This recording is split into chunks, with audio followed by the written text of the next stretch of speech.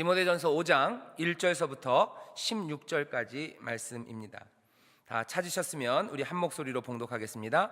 늙은이를 꾸짖지 말고 권하되 아비에게 하듯하며 젊은이를 형제에게 하듯하고 늙은 여자를 어미에게 하듯하며 젊은 여자를 일절 깨끗함으로 자매에게 하듯하라. 참 과부인 과부를 경대하라. 만일 어떤 과부에게 자녀나 손자들이 있거든 저희로 먼저 자기 집에서 효를 행하여 부모에게 보답하기를 배우게 하라. 이것이 하나님 앞에서 받으실 만한 것이니라. 참 과부로서 외로운 자는 하나님께 소망을 두어 주야로 항상 기도와 간구를 하거니와 일락을 좋아하는 이는 살았으나 죽었느니라. 네가 또한 이것을 명하여 그들로 책망받을 것이 없게 하라. 누구든지 자기 친족 특히 자기 가족을 돌아보지 아니하면 믿음을 배반한 자요 불신자보다 더 악한 자니라. 과부로 명두부에 올릴 자는 나이 60이 덜 되지 아니하고 한 남편의 아내이었던 자로서 선한 행실에 증거가 있어 혹은 자녀를 양육하며 혹은 나그네를 대접하며 혹은 성도들의 발을 씻기며 혹은 환난 당한 자들을 구제하며 혹은 모든 선한 일을 좇은 자라야 할 것이요 젊은 과부는 거절하라. 이는 정욕으로 그리스도를 배반할 때에 시집 가고자 함이니 처음 믿음을 저버렸으므로 심판을 받느니라. 또 저희가 게으름을 익혀 집집에 돌아다니고 게으를 뿐 아니라 망령된 편론을 하며 일을 만들며 마땅히 아니할 말을 하나니 그러므로 젊은이는 시집가서 아이를 낳고 집을 다스리고 대적에게 회방할 기회를 조금도 주지 말기를 원하노라. 이미 사단에게 돌아간 자들도 있도다. 만일 믿는 여자에게 과부 친척이 있거든 자기가 도와주고 교회로 짐지게 하지 말라. 이는 참 과부를 도와주게 하려 함이니라. 아멘. 기도하겠습니다. 하나님 감사합니다. 오늘 또 이렇게 하모니 가족 찬양 예배에 나와 마음으로 또한 영혼으로 하나님을 노래하고 찬송하게 하시고 주를 향하여 외치게 하시고 우리에게 또 하나님이 주시는 은혜와 새 힘을 얻게 하시니 감사합니다. 아버지 하나님, 찬양 중에 거하신 하나님께서 또한 말씀 가운데 능력으로 임하셔서 우리를 깨닫게 하시고 또한 우리가 어찌 행할 바를 보이시며 또 새로운 결단이 있는 귀하고 복된 시간 되게 하여 주시옵소서. 감사드리며 예수님 이름으로 기도하옵나이다. 아멘. 디모데전서 5장 1절부터 16절까지의 말씀을 우리가 읽었고요. 설교의 제목은 어찌 돌보고 어찌 행해야 할까입니다. 어찌 돌보고 어찌 행해야 할까라는 제목으로 말씀을 전할 겁니다. 디모데전서가 교회에 관해서 지금 가르치고 있어요. 교회를 담임하게 된 디모데에게 교회는 이런 거다, 이렇게 가르쳐야 된다, 교회의 모습은 이래야 된다라고 계속 바울이 사랑하는 마음으로 디모데를 가르치는 겁니다. 그래서 어쩌면 디모데전서를 읽어야 되는 건 교역자들이에요. 그리고 특별히 오늘 그쵸 취임 선포 예배를 드렸어요. 이 말씀을 제일 많이 읽고 묵상하고 깊이 생각해야 되는 사람은 사실은 접니다. 제가 읽어야 되는 말씀이에요. 저는 저대로 잘 하겠습니다. 읽고 묵상하겠습니다. 여러분들과 나눌 이야기들을 전하려고 합니다. 먼저 오늘 본문을 보시면요, 제목처럼 돌보고 행해야 된다 했는데요, 질서 있는 교회, 뭐가 하모니가 딱 있는 교회, 그리고 하나님 보시기에 그리고 주님이 보시기에 건강한 교회, 질서 있는 교회에서 보여져야 되는 특징이 두 가지입니다. 오늘 보면 두 가지 특징이 있어야 된대요. 첫째는 뭐냐면 연약한 지체들, 돌봄이 필요한 사람들을 어찌 대하는지가 보여야 됩니다. 근데 돌보고 연약한 사람들을 돌보는데요, 질서 없이 그냥 아무렇게나 하는 거는 아니래요. 여기 보면 뭔가 원칙들이 있고 해야 될 일들이 하나하나 정리되어 있습니다. 교회가 이곳에서 연약한 사람들 그리고 돌봄이 필요한 사람들, 삶에 어려움이 있는 사람들을 돕고 또한 그 사람들의 삶을 책임지는 일이 분명히 교회가 해야 되는 일이에요. 그런데 오늘 본문에서 뭐라 그러냐면 그것을 조금 더 질서 있게 하기를 지금 원하고 있어요.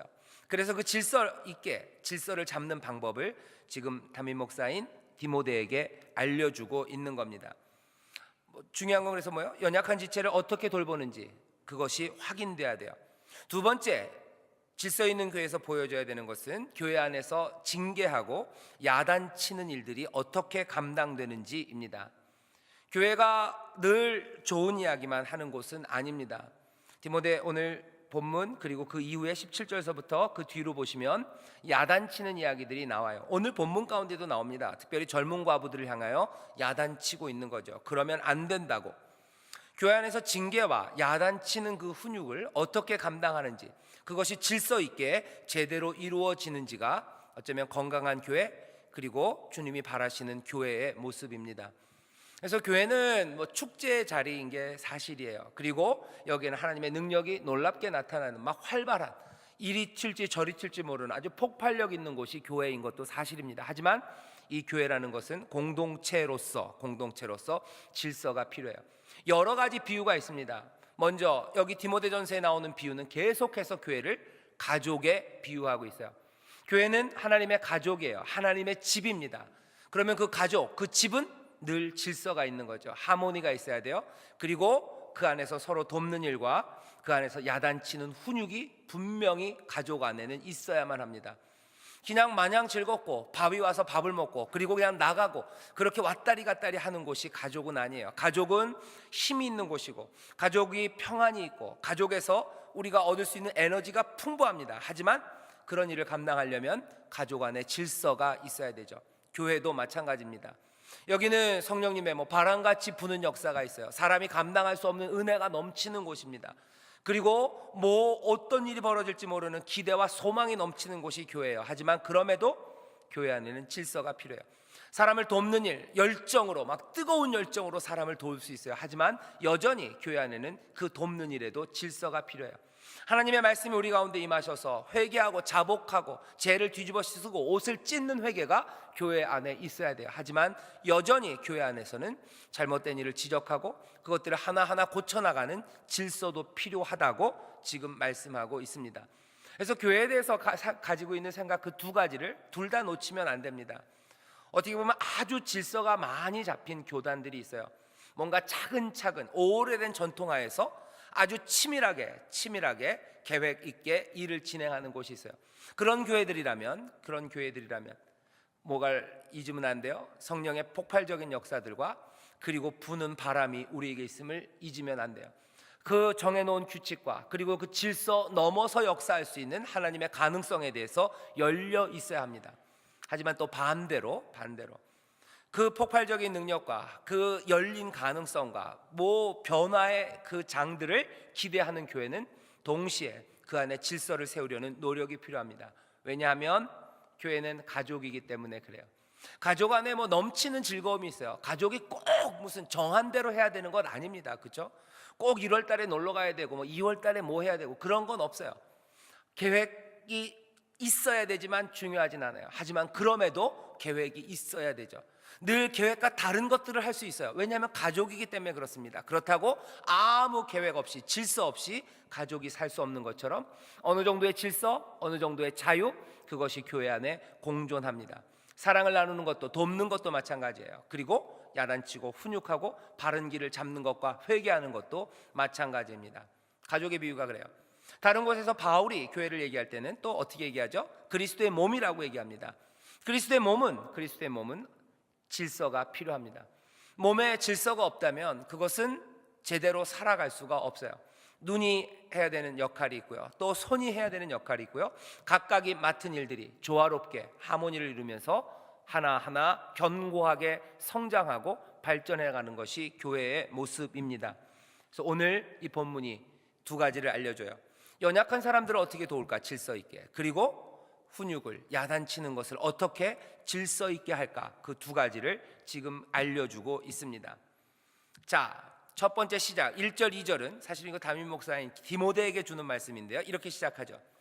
늙은이를 꾸짖지 말고 권하되 아비에게 하듯하며 젊은이를 형제에게 하듯하고 그리고 늙은 여자를 어미에게 하듯하며 젊은 여자를 1절 깨끗함으로 자매에게 하듯하라.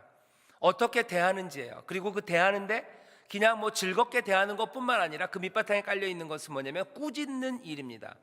늙은이를 꾸짖지 말고 권하되 아비에게 하듯하며, 생략되어 있지만 젊은이를 대할 때도요 어떻게 해요? 이번엔 형제에게 하듯, 늙은 여자를 어쩌면 꾸짖고 가르치고 할 때는요 어미에게 하듯, 엄마에게 하듯이에요. 젊은 여자들은 1절 깨끗함으로 자매에게 하듯 하랍니다. 이거는 아마 모든 태도를 다 포함하는 거예요. 모든 태도가 안에서 너희들이 어쩌면 목회자들 서로를 대할 때, 다른 성도들을 대할 때 가족을 대하듯이 하라는 거예요. 거기서 생각할 수 있는 건 뭐예요? 교회는 가족입니다. 목회자들 뿐만 아니라 성도가 서로를 대할 때 어떻게 대하셔야 돼요? 가족에게 하시듯 하면 돼요. 우리는 다 형제 자매니까 이제 다 맘먹을 수 있다고요? 아니요. 여기 보면 뭐라 해서 늙은이를 꾸짖지 말고 아비에게 하듯 하랍니다. 아비에게 하듯 하래요. 어떤 믿음의 공동체를 가보면요, 조금 실망스러운 게 있어요. 뭐냐면 우리가 주 안에서 다 한 가족이 되었기 때문에, 우리가 주 안에서 다 한 형제가 되었기 때문에 뭐 나이의 많고 적음이 중요하지 않다고 생각해요. 그래서 뭐 서로 형제라고 부르고 자매라고 부릅니다. 형제 자매인 건 사실이에요. 하지만 여기 디모데전서를 보면 여전히 늙은 사람, 나이가 많은 사람들은 아비를 대하듯 하면 되는 거예요. 아비를 대하듯 하면 돼요. 우리 안에서 아버지들, 우리 안에서 연로하신 분들을 대하는 태도가 무엇인지 알면 그렇게 그냥 형제님이라고 부르는 것이 적절치 않다는 것을 알 수 있습니다. 알 수 있어요. 늙은이를 꾸짖지 말고 권하되 아비에게 하듯 하고, 젊은이는 형제를 대하듯, 늙은 여자를 대할 때, 나이 많은 여자분들을 대할 때는 어미에게 하듯 하고, 젊은 여자는 일절 깨끗함으로 자매에게 하듯 하래요. 이거 담임 목사에게 하는 얘기입니다. 담임 목사가 나이 많은 분한테 아비에게 하듯 하는 게 아니라 아랫사람에게 하듯 하면 안 돼요. 하지만 여전히 꾸짖을 수는 있어요. 잘못된 것들은 고쳐야 됩니다. 하지만 아비에게 하듯 해야 돼요. 어머니에게 하듯 해야 돼요. 나이 많은 어머니들, 권사님들 대할 때 잘못한 게 있으면 막 해요? 아니요. 어머니에게 하듯 해야 돼요. 나는 우리 엄마한테도 그렇게 하는데요. 그런 건 잘못 배운 거예요. 잘못 배운 거죠. 그러면 안 되는 거죠. 어쩌면 질서 있는 교회에서, 그래서 어쩌면 가족이 굉장히 중요합니다. 믿음의 생활을 어떻게 해야 되는지를요, 그냥 가족에게서 배우래요. 가족에서 하던 대로 하면 된다고 얘기하는데, 지금 문제는 뭐예요? 가족에게 어떻게 하는지를 몰라요. 그리고 가족에게 어떻게 하면 된다라는 기준이 이미 사라져버린 거죠. 그러니까 믿음의 생활을 어떻게 해야 되는지, 교회가 어떻게 돌아가야 되는지에 대해서 뭐 레퍼런스가 없어요. 그걸 보고 배울 수 있는 곳이 없어요. 성경은 너희가 집에서 아비에게 하듯 해라 하는데, 아버지에게 어떻게 하는데요? 막대하는데요. 아버지에게 막대하는데요. 그냥 뭐 반말하는데요. 그냥 무시하는데요. 그렇다면 교회 안에서 무시하라는 얘기입니까? 그거 아니죠. 가족 굉장히 중요합니다. 우리 교회가 효를 가르치는 교회입니다. 가정이 회복되기를 위해서 가르쳐요. 그래서 가르치는 게 뭐예요? 부모를 공경하라고 가르치는 거예요. 어린아이들에게 부모 공경하라고 가르치고, 부모들에게는, 그리고 어른들에게는, 자녀들, 청소년들, 제자들 사랑하라고 가르치는 거예요. 그래서 성경이 생각했던 원래 그 세상의 모습들을 만들어 놓으려는 시도들이 필요해요. 그래야 사실은 신앙생활, 그리고 교회에서의 질서도 잡혀갑니다. 둘 다 무너져 버리면 어디서 찾을 곳이 없어요. 뭐라도 하나씩 세워져 가기 시작해야 돼요. 교회의 질서도 세워져 가기 시작하고, 또 가정의 질서도 세워가기 시작하면서 어쩌면 서로를 보아가면서 견고하게, 그리고 튼튼하게 하나님이 기뻐하시는 모습으로 커갈 수 있는 겁니다. 믿음 안에서 교회가 건실하게, 그러면서 또한 말씀에 순종하면서 가정이 성경이 기대하는 대로, 성경이 assume이라고 그러죠. 그럴 거라고 이미 말씀하시고 그리고 선포해 놓으신 그대로 살아가기 시작하는 시도들, 그 노력들이 필요합니다. 교회에서 성경 7효라는 걸 가르쳐요. 세상의 질서에 대해서 하나님이 이미 말씀해 놓으신 거예요. 아마 그것들 모르면 하나님의 말씀을 이해하기 어렵습니다. 에베소서에 보면 계속해서 그런 말씀 나와요. 에베소서 5장에 보면요, 뭐라고 얘기합니까? 남편과 아내가 사랑하는데, 남편이 아내를 사랑하는 것, 그리스도께서 교회를 위하여 자신을 주심같이 하래요. 자신을 주심같이 하래요. 그리고 또 거꾸로요, 뭐요? 이 사람들을 향해서는 너희가 그리스도를 어떻게 섬기래요? 머리 대신 남편을 사랑하시듯이, 순종하듯이.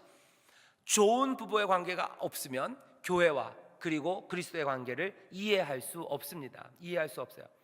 교회와 그리스도의 관계를, 부부 관계가 좋지 않으면 이해할 수 없어요. 어떻게 사랑하는지 몰라요. 어떻게 희생하는지 몰라요. 어떻게 순종하는지 모릅니다. 순종을 다른 곳에서 배우지 못한 사람들은요, 하나님 앞에 순종하는 게 무엇인지 몰라요. 다른 곳에서 순종하며 기쁨을 찾아보지 못했던 사람들은 하나님 앞에 기쁨으로 순종하는 게 무엇인지 모릅니다.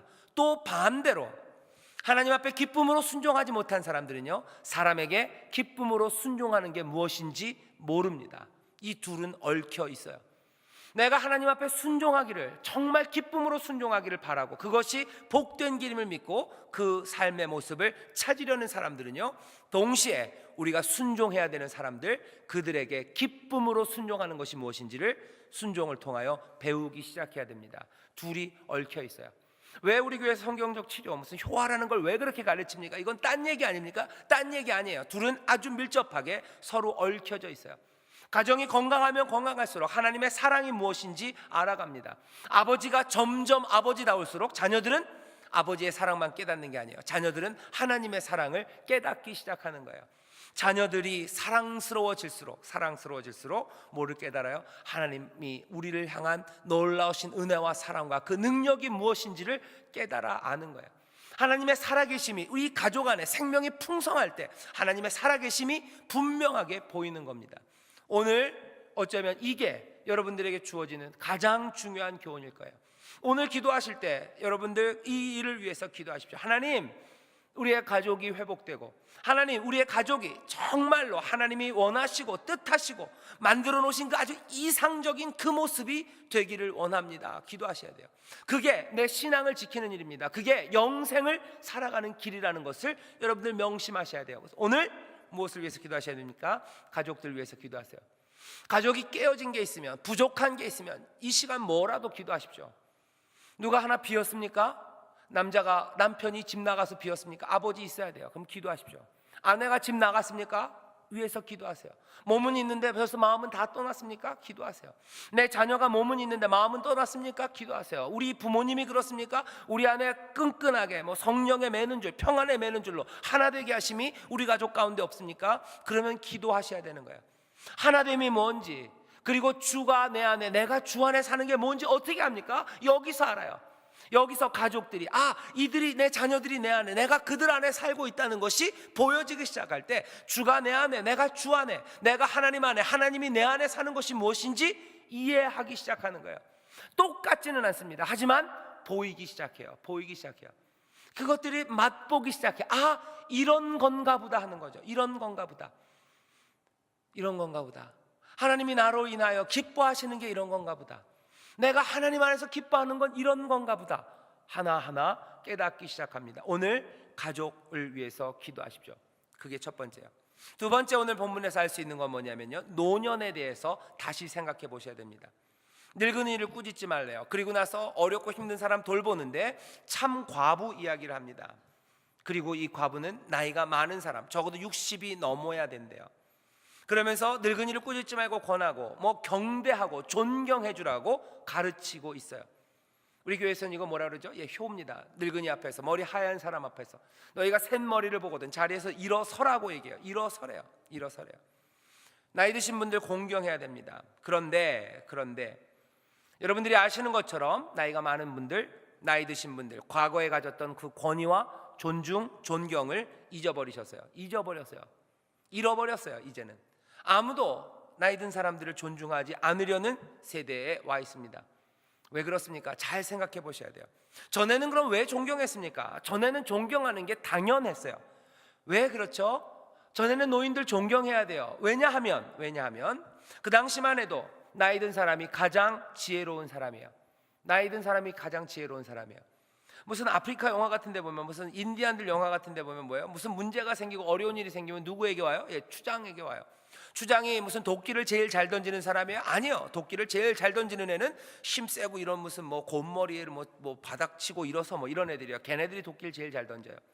하지만 어려운 문제가 오면 머리를 조아리며 오는 추장은요, 늘 나이 많은 사람이에요. 아마 그 부족 중에서 가장 나이 많은 사람이 가장 많은 존경을 받습니다. 왜냐하면 이 추장이, 이 어른이 모든 지식을 다 갖고 있기 때문에 그랬을 거예요. 일식 아무도 본 사람 없어요. 하지만 할아버지는 봤어요. 옛날에 봤던 거예요. 비가 얼마나 오고 얼마나 가뭄이 심한지 이 노인들은 알아요. 뭘 해야 되는지 알아요. 지식이 그 당시에는 쌓여가는 거였어요. 오래 배웠어요. 그렇기 때문에 많이 압니다. 많은 경험을 했어요. 그래서 지혜로웠던 시대가 있습니다. 사람이 사람에게 지식이 쌓였던 시기죠. 그래서 노인은 그 공동체 안에서요, 늘 지혜의 저장소입니다. 지식을 몽땅 다 갖고 있어요. 그러니까 존중받아 마땅합니다. 그리고 존경받아야 돼요. 사람들이 권명과 충고를 노인에게서 듣는 겁니다. 그 사람들의 지도가 필요한 거예요. 그분들 앞에 와서 존경으로 길을 묻습니다. 그러면 노인들은 대답해주고 또 그걸 기쁨으로 여겼어요. 전에는 그래서 노인들이, 나이 많으신 분들이 존경받고 존중받는 게 당연했습니다. 하지만 이제는 더 이상 아니에요. 왜 아닙니까? 이제 더 이상 정보는 사람에게 축적되지 않아요. 정보는 사람에게 축적되는 게 아니에요. 책들에게 축적돼요. 뭐 디스크에 축적돼요. 뭐 온라인에 깔려 있어요. 모든 것들은 뭐 네이버가 다 갖고 있어요. 지식인이 갖고 있어요. 이제는 정보는 많이 축적된, 나에게 축적된 게 아니고요, 거기 많이 있는 것들을요 빨리 뽑아다 쓰면 되는 거예요. 누가 더 빨리 뽑아다가 빨리 적용하는가, 그것이 정보 그리고 지혜가 된 세상입니다. 이제는 오래 산 게 중요한 게 아니라 빠른 것이 중요한 시장이에요. 빨리 알고 빨리 쓰는 사람이 지혜로운 사람이에요. 그렇기 때문에 느린 사람들은 뒤로 처집니다. 노인은 느려요. 노인은 느려요. 느리면 지혜의 보고가 더 이상 될 수 없습니다. 그래서 지금은 꼬마 애들이 아는 게 더 많아요. 정보, 문제 해결, 젊은 사람들이 더 잘합니다. 노인에게서 아무것도 구하지 않는 시대가 된 거예요. 노인에게서 구할 게 없어요. 나이 든 사람한테 구할 게 없어요. 뭐 지혜를 구할 수 없어요. 그 필요가 없어요. 권면을 구할 필요가 없어진 그런 세상이죠. 결과는 슬픈 세상이 된 겁니다. 노인들, 노년들의 역할이 사라졌어요. 노년은 이제 더 이상 그 공동체의 축복이 아니에요. 전에는 나이 든 사람이 많을수록 좋았어요. 왜? 지혜가 훨씬 더 많은 공동체였어요. 하지만 이제는 노년이 축복이 아닙니다. 노인이 많은 게 축복이 아니에요. 그 공동체의 짐이죠. 부담이 되는 세상입니다. 당장 그렇죠. 우리나라 그렇죠. 뭐 국민연금 얘기하는 거예요. 의료보험 얘기하는 거예요. 초고령 사회 고령화되어 가면서요, 이거는 우리 가운데 노인들이 많아지네, 행복하네, 즐겁네. 아무도 그렇게 얘기하지 않습니다. 지혜가 많아지네, 백발은 뭐 너희 인생의 면류관이랬네, 기쁨의 면류관이 많아지네라고 생각하지 않아요. 고령화되며 노인들이 많아지는 세상, 짐이 많아지네 라고 얘기하죠. 부담이 더 가중되네 라고 얘기하는 겁니다.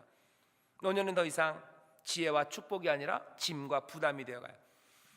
이분들 그러니까 어떻게 되는 거예요? 외로움이에요. 외로워지는 거죠. 외로움을 경험하게 되고, 수입은 줄고, 건강은 점점 나빠지고, 가족들과 거리가 생겨요. 손자 손녀들과 거리가 생겨요. 증손녀, 증손자들과 거리가 생겨요.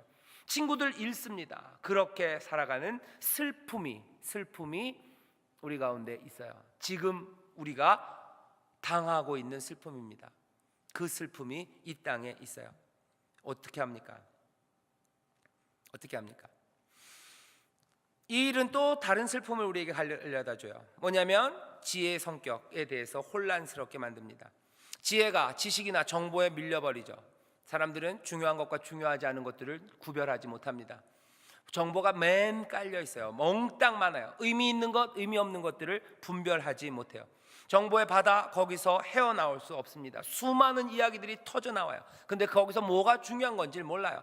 뭐가 중요한 건지 모르기 때문에 어떤 기준만 남았냐면요, 재밌는 것만 남았어요. 재밌는 것만 남았습니다.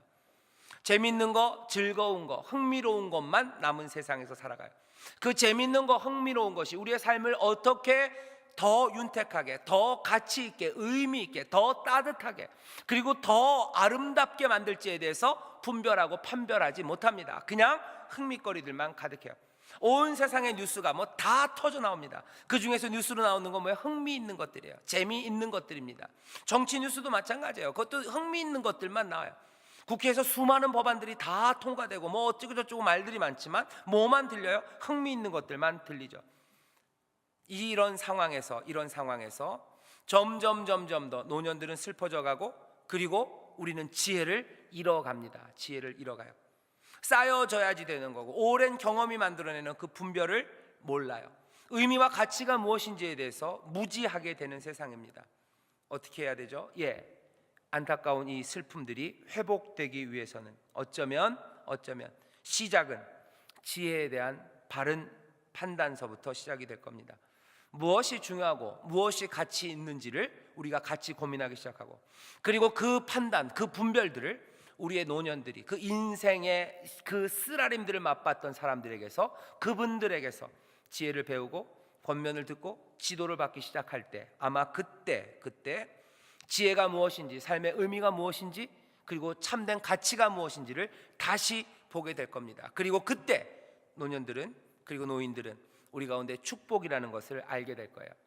노인들이 그래서 하셔야 되는 일은 뭡니까? 여기 나이 드신 분들 좀 계세요. 여러분들이 하셔야 되는 일은, 내가 빠르지 못한 것 때문에 괴로워하지 마십시오. 여러분들 계속해서 정말 중요한 게 무엇이고 의미 있는 게 무엇인지를 분별하시고 그 지혜로 힘으로 되는 건 아니에요. 그 지혜로 자손들에게 그리고 젊은이들에게 이야기해 주세요.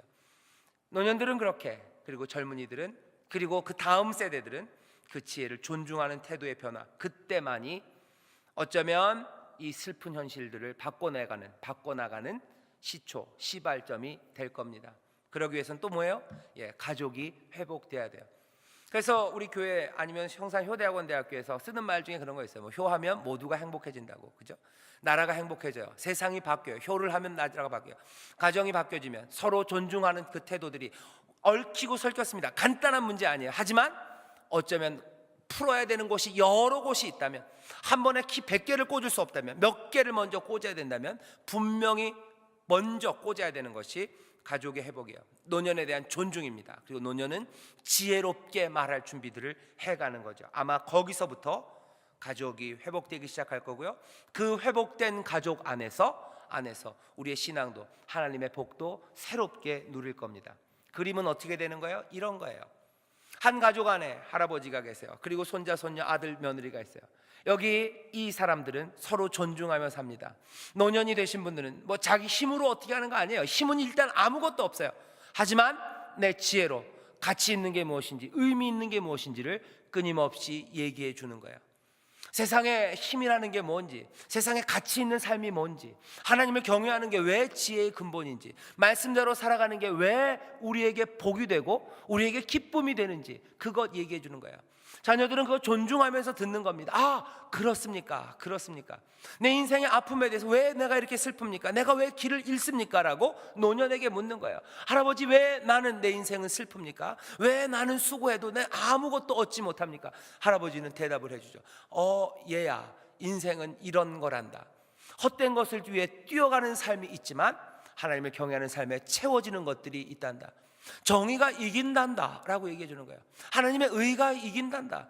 세상이 이렇게 저렇게 이리저리 뛰는 것 같지만 이 세상을 인도하시고 주관하시는 분이 있단다라고, 삶의 의미와 가치에 대해서 자기의 삶에 쌓여진 그 아픔들, 어쩌면 그 기쁨들을 이야기하는 겁니다. 그러면 여기 안에서요, 이 가족의 삶이 변하기 시작하는 거예요.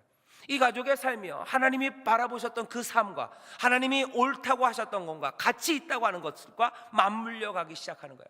그러면서 회복되기 시작하는 겁니다. 그러면서 이 세상의 슬픔들이 어쩌면 우리가 의도하지 않게 만들어 놓았던, 아니면 의도가 아니라 멋모르고 쫓아가다 보니까 다다르게 되었던 그 막다른 골목에서 다시 돌아 나올 수 있는 거예요. 다시 돌아 나올 수 있습니다.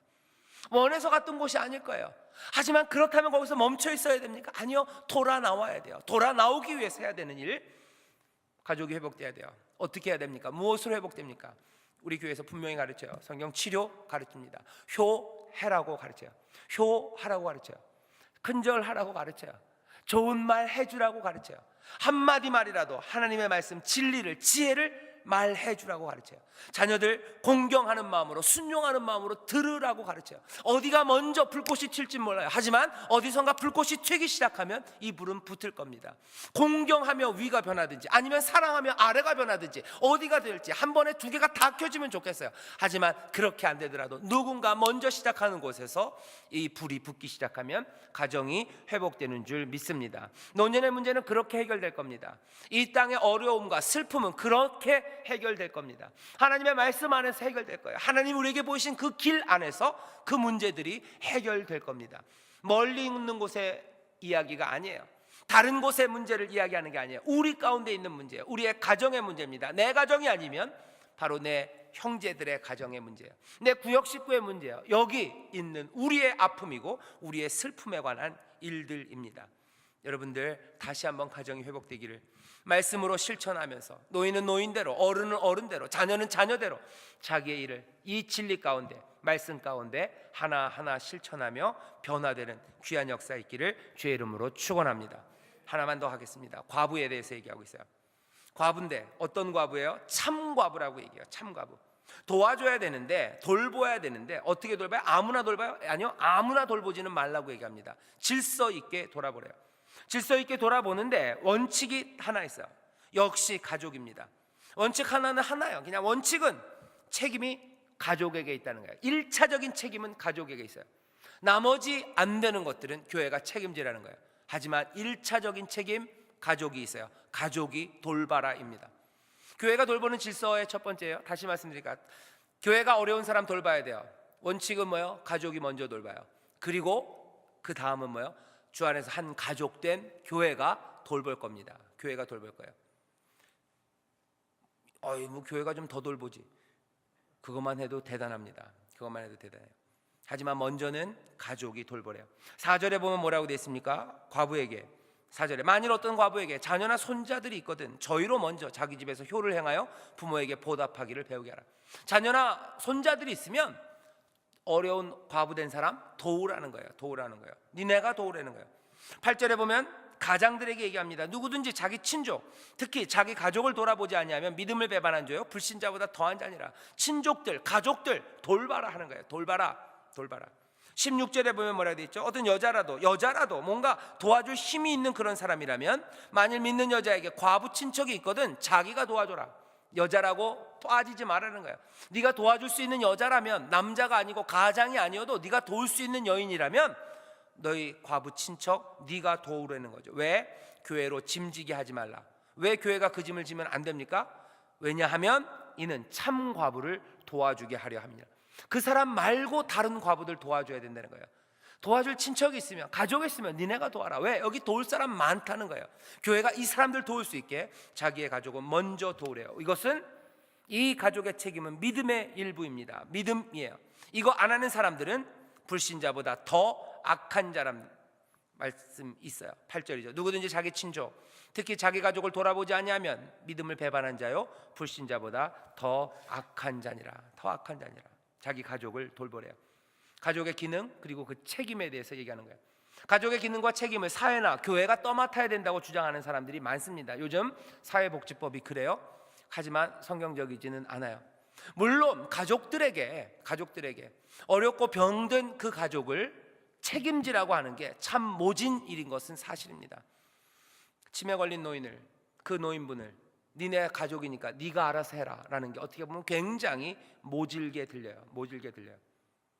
하지만 성경은 뭐라고 얘기합니까? 말씀은 너희가 책임지래요. 뭘 믿고 도대체 그렇게 모진 말씀을 하십니까? 뭘 믿고 그렇게 모진 말씀을 하십니까? 하나님은 어쩌면 믿는 게 있으신 것 같아요. 너희들이 그렇게 사랑하면, 너희들이 그렇게 돌보면, 너희들이 그렇게 책임지면 내가 책임지겠다는 하나님의 약속이 분명히 있습니다. 분명히 있어요. 이 약속을 사람들이 못 믿는 거예요. 이 약속을 못 믿는 거예요. 그리고 누군가에게 책임을 지게 합니다. 그건 뭐예요? 결국은 다른 가족이 또 그 사람을 책임지는 거예요. 왜 내 가족을 다른 가족이 책임져야 됩니까? 결국 그럼 힘을 나눠서 하면 좋지 않냐고요? 예, 나눠서 감당할 시험을 하나님이 주신다고 그러셨어요. 너희들이 감당하지 못할 시험 그거 주지 않으신대요. 감당할 시험 주시고요. 감당 못하겠다고 그러면 피할 길을 여실 거라고. 너희들의 말씀대로 살아가는 일에 힘내라고 말씀하세요. 우리 교회 안에도 가족을 돌보며 힘드시는 분들이 있으세요. 분명히 압니다. 그런 분들이 있어요. 교회가 그 사람들 다 책임지면 좋겠지만 그렇지 못해요. 교회가 그러면 모질게 매정하게 네 가족이니까 네가 책임져라. 교회는 모른다. 그렇게 얘기하지는 않을 거예요. 급하고 어려운 일은 돕습니다. 지금 여기 조금은 백업을 할 수 있는 얘기는 하나 있어요. 뭐냐면 여기 지금 이 말씀은요 급한 일 돕지 말라는 거 아니에요. 가족이 있어도 급한 일은 도와야 돼요. 여기 있는 건 과부 명부입니다. 과부라는 명부예요. 아주 정기적으로 돕는 일이에요. 명부에 과부의 이름을 올리는데 여기에 참 과부만 올리라는 거예요. 가족이 도와줄 가족이 있으면 거기다 이름 올리지 말아요. 가족이 있어도 그 과부가 갑자기 어려질 수 있어요. 그럼 이제 교회가 도와줘야 되죠. 그것까지 가족이 책임지라고 그렇게까지 확대 해석할 필요는 없습니다. 여기 있는 이 얘기는 뭐예요? 과부의 명부에 올려서 정기적으로 도와줘야 되는 사람들의 명단이에요. 정기적으로 도와주는 사람, 정기적으로 도와줘야 되는 과부의 명단에 올릴 참과부는 어떤 사람입니까? 4절에 있는 것처럼 가족이 없어야 돼요. 돌봐줄 가족도 없고 5절에 보면 참과부로서 외로운 자는 그랬어요. 참과부로서 외로운 사람, 돕는 사람 없어요. 혼자 있는 사람이에요. 혼자 있다고 다 되는 것도 아니에요. 다 되는 것도 아니에요. 하나님께 소망을 두어 주야로 항상 기도와 간구하는 사람입니다. 일락을 좋아하는 이는 안 돼요. 이 얘기는 뭐예요? 참과부, 혼자 되었지만 그냥 즐거움을 위해서 사는 사람들 안 돼요. 어쩌면 받은 재산이 있어서 그냥 지 즐겁게 살 수 있는 사람, 그 사람은 안 된다는 거예요. 도와줄 이도 없고 기도와 간구로 살고 뭐 삶을 책임질 수 없는 사람들만 과부의 명부에 올리라는 거죠. 그 사람들은 돌보라는 거예요. 그 사람들은 돌보라. 그 사람들을 돌보랍니다. 그리고 구체적인 조건이 9절에 나오죠. 과부로 명부에 올릴 자는 나의 60이 덜 되지 아니하고, 나의 60은 되어야 된다는 거예요. 젊은 여자는 안 돼요. 안 돼요. 너무 젊은 여자는 안 된답니다. 오히려 젊은 과부들에게 뭐라고 얘기합니까? 시집 가래요. 시집 가래요. 14절에 보면 그러므로 젊은이는 시집 가서 아이를 낳고 집을 다스리고 대적에게 회방할 기회를 조금도 주지 말기를 원하노라. 특별히 하나님의 은사로 혼자 되어서 하나님을 섬기고 기도하고, 여기 나오는 것처럼 나그네를 대접하고 성도들의 발을 닦고 환난 당한 자를 구제하고 무슨 선한 일을 쫓고 그렇게 하는 사람이라면 모르겠어요. 그런 일 아니고 돌아다니면서 집집이 돌아다니면서 뭐 게으르고 망령된 평론하고 일 만들고 그러지 말라는 거예요. 오히려 가정을 가지라고 얘기합니다. 가정을 가지시래요. 그게 더 좋습니다. 그게 더 좋습니다.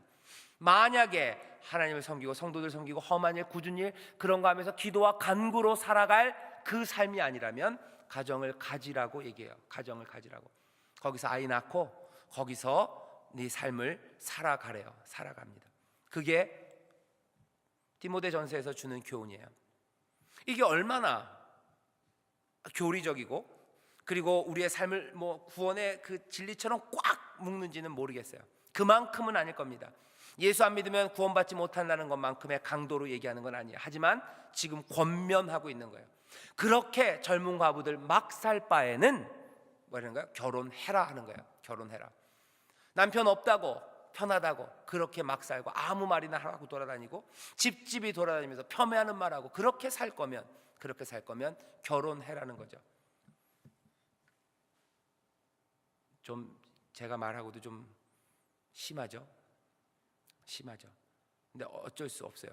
조금 더 부드럽게 얘기할게요. 그러면 젊은 과부들 슬픔을 맛본 사람들입니다. 사별하시고 때로는 어려움으로 이혼하시고 이런 식으로 과부가 되셨어요. 혼자 사세요. 이분들 혼자 사는 게 좋으시면 곤란합니다. 혼자 사는 게 왜 좋습니까? 성경은 분명히 한 가족을 이루기를 원하세요. 하나님이 그렇게 부르신 게 아니라면 특별히 혼자 살아서 해야 될 일을 하나님이 맡기신 게 아니라면 결혼하는 게 옳습니다. 그게 성경이 적어도 디모데를 통해서 우리에게 주시는 교훈이에요. 여전히 그래서 똑같은 주제예요. 가족이 중요합니다. 가족이 중요해요. 그 안에서 하나님의 구원을 맛볼 수 있어요. 그 안에서 하나님이 어떤 분이신지를 찾아갈 수 있습니다. 훈육이 필요해요. 잘못되는 삶에 대해서 지금 책망하고 있어요. 그리고 어떻게 돕는지를, 어찌 돌보고 어찌 행해야 할까를 한 번에 쭉 설명을 하고 있죠. 이 말씀을 들으시면서 여러 가지 말씀을 여러분들에게 전했습니다. 아마 여러분들 마음에 찔리는 것도 있을 거고 위로가 되고 힘이 되는 말씀도 있을 거예요. 하지만 우리가 모두 함께 깊이 생각해야 되는 문제는 가족이라는 문제입니다. 가족이 이모저모로 무너지고 깨어졌다면 회복하기 위해서 애쓰십시오. 혼자 사는 분들 회복하기 위해서 애쓰셔야 돼요. 다시 서로 용서하고 화해하고 하나 되는 게 제일 좋습니다. 성경적으로 그게 제일 좋아요. 하지만 그게 정말 어렵고 그 일은 이미 끝난 일이고 더 이상 그 소망을 품을 수 없다면 어쩌면 다른 가족을 만드는 일, 그 일을 꿈꾸셔야 될 거예요. 그리고 그게 아니라면 여기 있는 것처럼 내 삶이 어떻게 하나님 앞에서 또 쓰임받을 수 있을지, 어떻게 하나님의 은혜 안에서 살아갈 수 있을지, 어떻게 그 가족이라고 하나님 우리에게 복으로 주신 것을 내가 만들어갈 수 있을지 여러분들 깊이 고민하셔야 됩니다. 혼자 살고 가족이 육신의 가족이 안 된다 그럴 때는요, 그 사람들은 뭐라고 얘기하시는 거예요? 이 믿음의 가족, 교회 안에서 정말 가족 안에 있는 여인처럼 섬기라는 거예요. 발을 닦고 돌보고 그 일 하라는 거죠. 무언가 우리 안에 가족이 있어야 돼요. 가족이 있어야 돼요. 그 가족이 또한 회복되고 건강해야 됩니다. 그렇게 회복되고 건강한 가족이 교회 그리고 우리의 실제의 가족 어떤 것이 되었던, 그리고 그 모든 것들이 건강하게 될 때 이 땅이 변하게 될 줄 믿습니다. 이 시간에 기도합시다. 기도하실 때 가족이 깨지는 것, 그리고 가족이라는 것을 잃어버리는 것은 재앙입니다. 분명히 재앙이에요. 사회적으로 재앙이에요. 그리고 내 개인에게 있어서도 재앙입니다. 회복의 꿈들을 놓치지 마십시오. 선한 것을 포기하지 마십시오. 가족 쉽게 포기하지 마세요. 우리가 싸웠다고 포기하지 마세요. 이제 갈라섰다고 해서 포기하지 마세요. 때로는 사별했다고 해서 그것도 끝 아니에요. 여전히 가족 만드는 게 훨씬 더 좋습니다. 회복을 놓치지 마시고 선한 것 포기하지 마시고 내 가족을 하나님 구원의 놀라운 도구, 하나님 우리 가족을 통해서 우리만 복을 누리는 것이 아니라 많은 사람들에게 복을 나눠줄 수 있는 복의 근원이 되게 해달라고, 우리 가족에게 복이 임하기를, 복이 넘치기를 여러분들 소망하면서 기도하십시오. 그때 하나님의 놀라운 도우심이 또한 여러분들의 가족을 통해서 하나님의 아름다운 역사가 일어날 줄 믿습니다. 기도하겠습니다. 하나님 감사합니다. 우리 안에 돌보아야 될 일들과 또한 어찌 행해야 될지를 가르쳐야 되는 어려운 숙제가 교회 안에 있습니다. 하나님, 이 모든 일들이 하나님의 질서 안에서, 하모니 안에서 아름답게 이루어지게 하시고, 특별히 오늘 말씀을 통하여 계속해서 우리에게 던지는 질문, 그리고 또한 하나님이 우리에게 묻고 계시는 이 말씀에 우리가 대답하기를 원합니다. 우리의 가족이 건강한지, 그리고 회복되었는지, 이 안에 하나님의 복이 임하여 있는지, 또 우리 가족이 하나님의 복의 근원인지 주여 바라보게 하시고 밝히 보게 하시고, 부족한 것이 있으면, 하나님의 도우심이 필요한 것이 있으면 간구하며 기도하고 순종하며 우리의 가족들이 든든하게 그리고 또 건강하게 다시 세워지는 놀라운 역사가 있게 하여 주시옵소서. 감사드리며 예수님 이름으로 기도하옵나이다. 아멘. 우리 시간에 통성으로 기도하실 때요, 여러분들 가족을 위해서 기도하십시오. 오늘 밤에 여러 가지 기도 제목이 있지만 하나만 하겠습니다. 하나님, 우리의 가족이 다시 세워지게 하여 주시옵소서. 무너진 담들이 다시 건설되게 하시고, 하나님 구멍난 것들이 메워지게 하시고, 헐어져 있던 것들이 다시 아름답게 지어지기를 원하오니 주여 우리 가족을 고치시고 회복시켜 주시옵소서. 기도하시고, 하나님 여러분들 주변에 있는 또 다른 가족들 위해서 기도하십시오. 무너진 내 구역원들의 가족들 위해서 기도하시고, 내 친척들의 가족들을 위해서 기도하시고, 하나님 그 가족마다 회복시켜 달라고 기도하십시오. 경제적인 문제로 무너졌습니까? 질병으로 무너졌습니까? 자녀의 문제입니까?